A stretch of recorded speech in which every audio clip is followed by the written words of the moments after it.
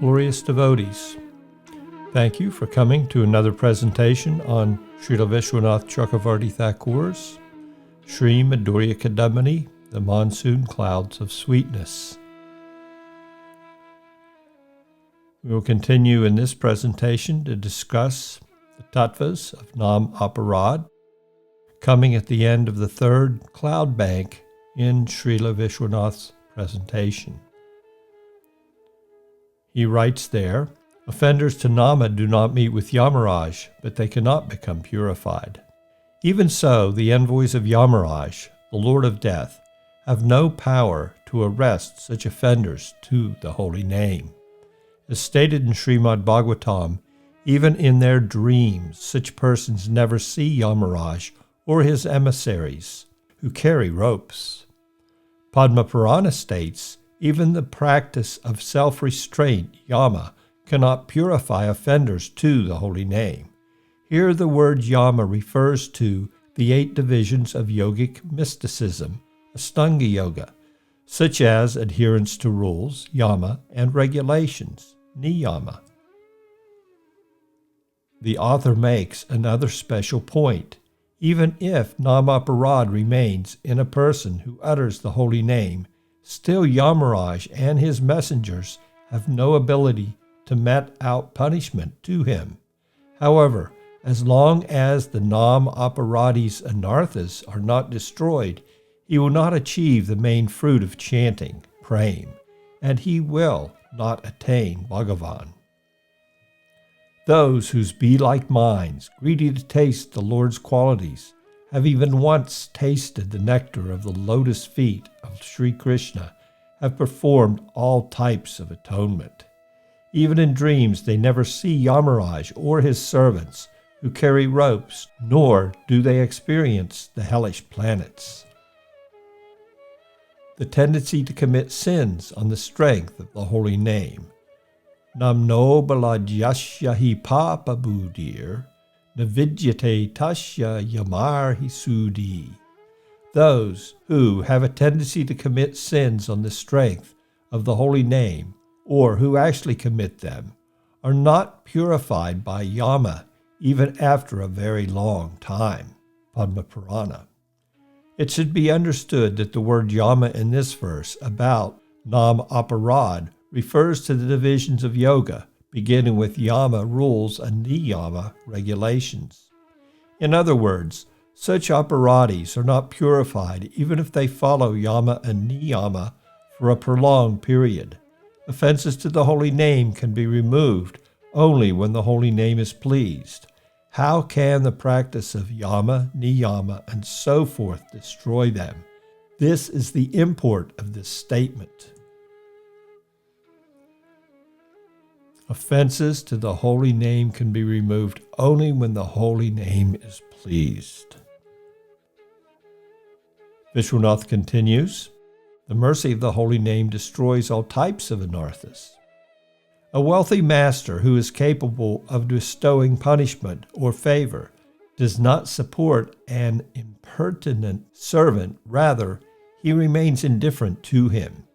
Due to this indifference, the offender gradually experiences sorrow, poverty, wretchedness, and lamentation. At the same time, a master will never maintain or punish a person with whom he has no connection. If the offending servant again behaves in a way that is favorable to the master in an effort to please him, then the master will show him benevolence, and the servant's unhappiness and poverty will gradually vanish. In the same manner, when an offender to the holy name performs non-duplicitous, uninterrupted service to the devotees of Bhagavan, the scriptures, and the spiritual master, then by the mercy of the holy name, his anarthas in the form of offenses are gradually destroyed. This is undeniable. Visvanatha continues, the mercy of the holy name destroys all types of anarthas. A person may say, I have not committed Nāma-aparādha, but it must be said that it is only after seeing the result that the cause can be deduced. The result of Nāma-aparādha is that the symptoms of prema do not awaken, even after so much chanting of the holy name. The cause, therefore, must be an offense, committed either recently or a long time ago. Srimad Bhagavatam 2.3.24 explains, despite profusely chanting the name of Sri Hari, that person who does not experience ecstatic transformations, such as a melting heart, tears, and horripilation, must have a heart that is hard like iron.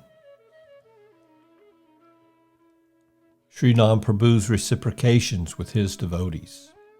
Sri Nam Prabhu, who is most competent to bestow grace, forever nourishes one who takes his shelter by bestowing prema upon him. This refers to one who takes shelter of the path of bhakti and engages in the activities of bhajan headed by Nam Kirtan. But if a person who has taken shelter of the holy name commits Nāma-aparādha, then the holy name will become dissatisfied with the offender and withdraw his nourishment. In other words, the holy name will not bestow upon him the fruit of bhajan, prema. One should therefore never think that Sri Harinam is incompetent to deliver that result.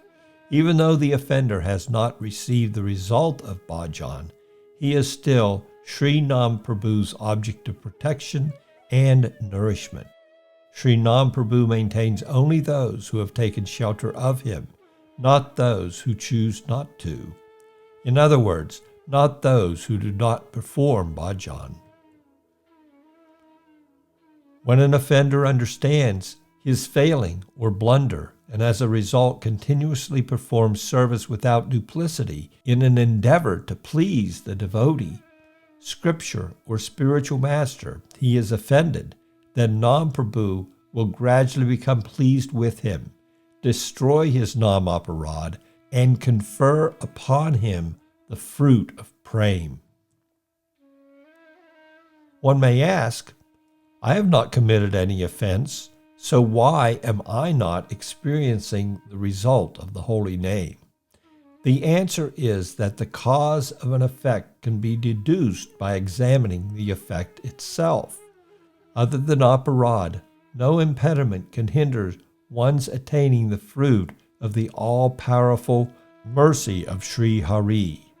Therefore, if a person does not experience the results of the holy name, he is to understand that he must have committed aparādha either recently or in the past. Srila Visvanatha Cakravarti Ṭhakura writes in his Sārtha Darsini commentary on verse 2.3.24 that if a person does not experience bhakti's transforming his heart, even after continually chanting Harinam, then his heart is extremely hard, like iron. In other words, despite a person's constant chanting of the holy name, external transformations do not manifest, such as tears flowing from his eyes or horripilation, and his heart does not melt. All such signs are indicative of Nāma-aparādha, genuine signs of a heart melted by the holy name. Mere tears and horripilation, however, may not be indicative of a melted heart, for they can be exhibited by deceitful imitators. And sometimes realized souls, who are actually grave, conceal their melting heart and ecstatic emotions. Srila Rupa Goswami in Bhakti Rasamrita Sindhu lists these additional, genuine signs of a heart melted by the holy name: forbearance, effective use of one's time, indifference to the allurements of this world, absence of pride, a steadfast conviction that Krishna will surely bestow his mercy, intense longing to obtain one's goal, an unceasing relish for chanting the holy name, attachment to hearing narrations of Bhagavan's qualities, attraction to the places where Bhagavan resides. As soon as devotees engage in Nam Sankirtan, free of aparādha, they realize the power of the holy name within their heart and become fully immersed in relishing Sri Nam. Viswanath continues, Nāma-aparādha makes one consider that which is transcendental to be material. In regards to offenses to the holy name, O best of the Brahmanas, what sort of offenses to the Lord's holy name completely destroy a human being's spiritual merit and spiritual practices and give him a mundane perception of transcendental objects? The names, forms, qualities, and pastimes of Sri Bhagavan could immediately bestow prema. What offenses cause them to not bestow that fruit, even though someone may have performed Shravana and Kirtan for a long time? The holy abodes associated with Bhagavan also immediately bestow perfection. But why do they sometimes not do so, despite a person serving them for an extended period? Furthermore, items such as ghee, milk, and betel nut that have been offered to Bhagavan immediately check the waves of the enjoying proclivity of the material senses. Despite repeatedly accepting these with relish, what causes one to see such items as ordinary mundane objects? What grave offenses to the holy name of Sri Bhagavan check all these from bestowing their respective results? This question is asked with trepidation and wonder. Nāma-aparādha results in a loss of devotional relish and arrests spiritual advancement. Hearing and chanting Bhagavan's names, residing in holy places, and accepting Bhagavat Prasad are never fruitless. They always have the ability to bestow their respective results. What offense causes people to not receive the fruit of these activities? Despite engaging in activities that are supremely capable of bestowing prema, repeatedly hearing about and glorifying Bhagavan's names, forms, qualities, and pastimes, residing in the Dham for a long time, and ordering Mahaprasadam for many days, one's anarthas, headed by aparādha, persist and prema does not develop. As a result, one views these transcendental objects with a mundane conception. Nāma-aparādha is such a great obstacle to one's bhajan that one trembles in fear and asks with alarm, what are those offenses to the holy name? Every sadhaka should thoroughly understand these offenses and with utmost attention stop committing them and thus progress on the path of bhajan. I want to sincerely thank you for taking your valuable time to view this presentation on Sri Visvanatha Cakravarti's Sri Madhurya Kadambini, and hope that you return to view additional presentations. Hare Krishna.